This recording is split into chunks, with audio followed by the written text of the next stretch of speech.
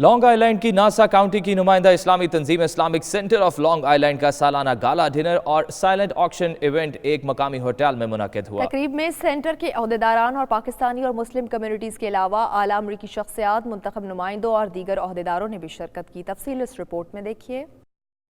آئی land کی Nassau County کی نمائندہ اسلامی تنظیم Islamic Center of Long Island کی جانب سے منعقد تقریب کا آغاز تلاوت قرآن پاک سے ہوا۔ صدیق فاروقی اور حالہ عبید نے نقابت کے فرائض سر انجام دیے۔ سینٹر کے صدر نے صدارتی خطبہ پیش کیا اور معزز مہمانوں اور شرکاء کو خوش آمدید کہا۔ تقریب میں ناسا کاؤنٹی کی ایگزیکٹو لارا کیرن نے مہمان خصوصی کے طور پر شرکت کی۔ انہوں نے ICLI کو ناسا کاؤنٹی اور مسلم کمیونٹی کے درمیان ایک مضبوط رابطہ قرار دیا۔ انہوں نے کہا کہ وہ سینٹر کی سرگرمیوں سے بے حد متاثر ہیں۔ لارا کیرن نے جزاک اللہ کہہ کر سینٹر کے شکریہ کے ساتھ اپنی تقریر کو ختم کیا۔